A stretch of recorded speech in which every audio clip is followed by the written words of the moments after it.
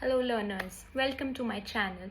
मेरा नाम एडवोकेट नंदिनी है और आज हम बात करेंगे ऑल इंडिया बार एंट्रेंस एग्ज़ाम की, यानी कि AIBE 20 की।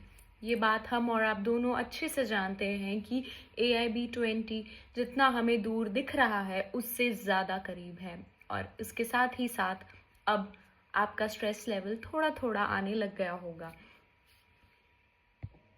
AIB 16 के बाद 17, 17 18, 18 के बाद 19, इन पिछले 4 एग्ज़ाम्स में बात को बहुत इजीली ऑब्जर्व किया जा सकता है कि क्वेश्चन पेपर का लेवल हर बार लास्ट वाले से ज़्यादा था।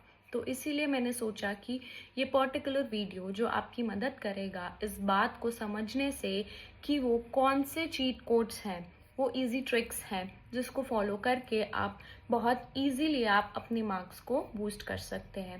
और आपने अगर कंप्लीट स्ट्रैटेजी को फॉलो किया, साथ ही साथ जो मैं आपको बता रही हूँ उसको फॉलो किया, तो आप 90+ भी स्कोर कर सकते हैं। लेकिन इस बात को ध्यान रखना, ये एग्ज़ाम स्कोरिंग नहीं है, केवल क्वालिफाइंग का है। तो चलो शुरू करते हैं और समझते हैं कि इस पूरे मामले को क्रैक कैसे किया जाए। चलिए जानते हैं करना क्या है। तो यहाँ सामने मेरे एक बेयर एक्ट खुली हुई है और उसका ये इंडेक्स है, और आपको ये अच्छे से पता है कि बेयर एक्ट जो एग्ज़ाम में लेकर जाएंगे वो कैसी होनी चाहिए। वो नोट्स फ्री होनी चाहिए, उसके ऊपर कुछ लिखा नहीं होना चाहिए। लेकिन अगर आप चाहें तो 1-2 स्टिकी नोट्स जिसके अंदर कुछ लिखा ना हो डिटेल में, और उसके साथ ही साथ आप हाइलाइटर पेन या पेंसिल का इस्तेमाल कर सकते हैं। ये चीज़ें अलाउड होती है। पहले चीट कोड से स्टार्ट करते हैं, जो कि चीट कोड से ज़्यादा एक सेंटेंस है जो कहता है इंडेक्स हमारा गॉड मैप है। यानी इस बात को ध्यान रखिएगा, AIB के एग्ज़ाम के क्वालिफाई करने के लिए सबसे इम्पॉर्टेंट चीज़ जो हमें सबसे पहले होर्डिंग करने में दिखती है जो है कि AIB का एग्ज़ाम ओपन बुक है, और इसमें आप नोट्स फ्री बुक्स लेके जा सकते हैं। और यही वो बेयर एक्ट्स हैं जो स्टेपिंग स्टोन देती हैं इस क्वालिफाइंग मार्क्स को लेके। लेकिन सबसे इम्पॉर्टेंट बात आप नहीं समझ पाते वो ये है कि आपको केवल बेयर एक्ट्स को रीड नहीं करना है। एक्चुअल में ये एग्ज़ाम आपसे ये डिमांड नहीं करता है कि आप दिन भर बैठकर बेयर एक्ट्स को पढ़ते रहें। ये केवल और केवल ये चाहता है कि आपके पास बेयर एक्ट की ट्रिक्स हों और उसके साथ ही साथ आपको इंडेक्स की अच्छी नॉलेज हो। तो ध्यान रखिएगा कि आप अपनी बेयर एक्ट से 30 सेकंड के अंदर जवाब नहीं ढूंढ पा रहे हैं। अगर आपसे एक सवाल पूछा गया है बेयर एक्ट का और आपके पास 30 सेकंड्स हैं और आपके पास 30 सेकंड्स में जवाब ढूंढने की स्किल नहीं है, तो आप उस चीज़ को वेस्ट कर रहे हैं रादर यूज़ करने की। मैं आपको एक छोटी सी चीज़ दिखाती हूँ जो आपकी हेल्प कर सकती है।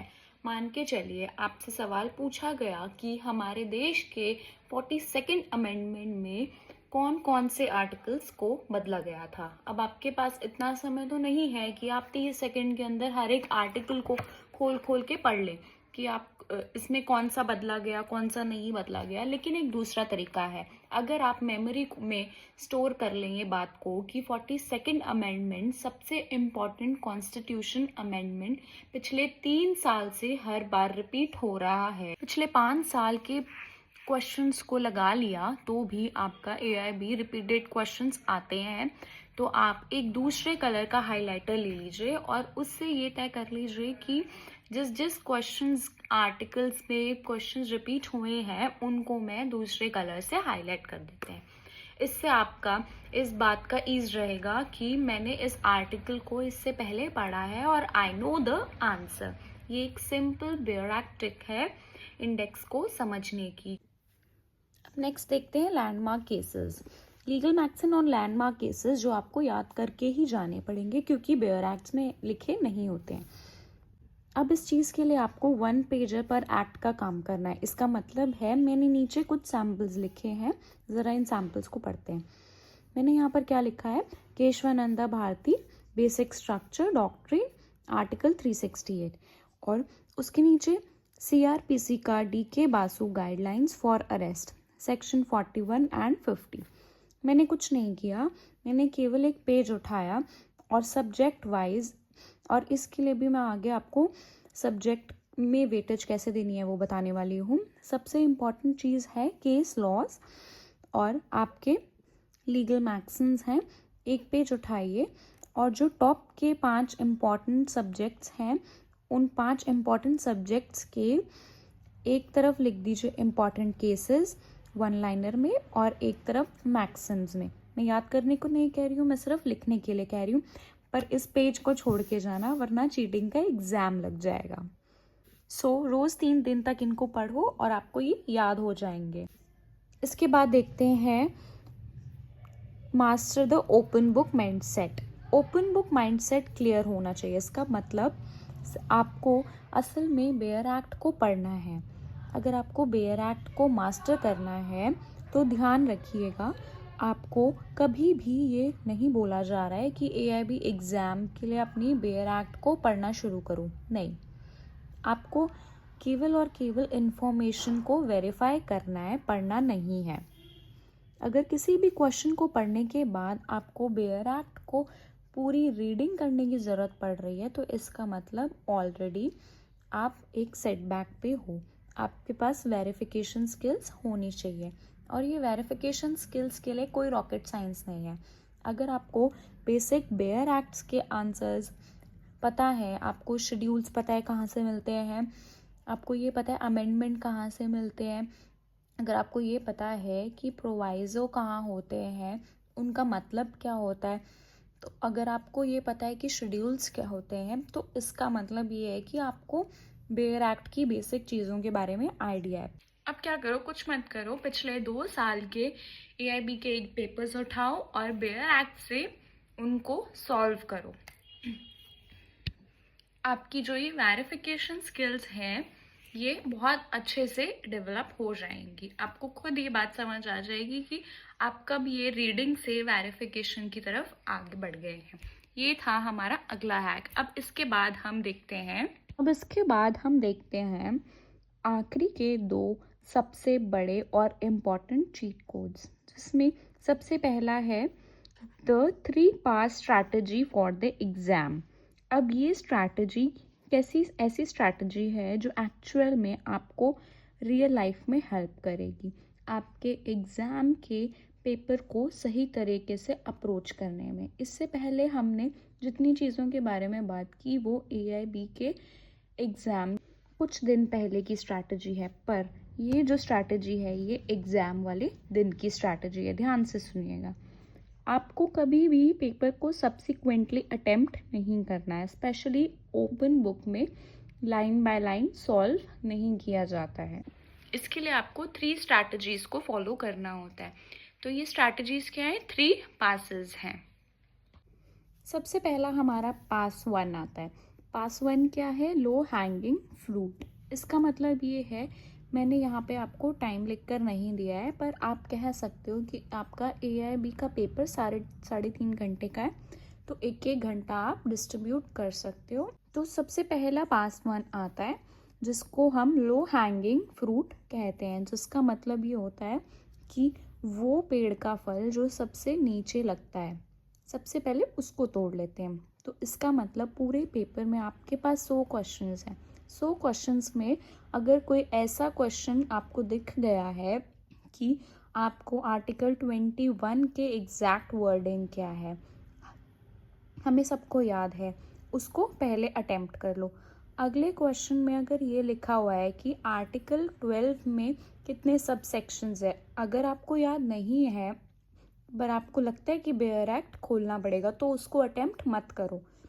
उन 100 सवालों को जितनी तेज़ी से हो सके पढ़ लो, और जो 110% श्योरिटी आपको पता है आपको आंसर आते हैं, जिनके लिए बेयर एक्ट खोलने की ज़रूरत ना पड़े, उनको सबसे पहले अटेम्प्ट कर लो।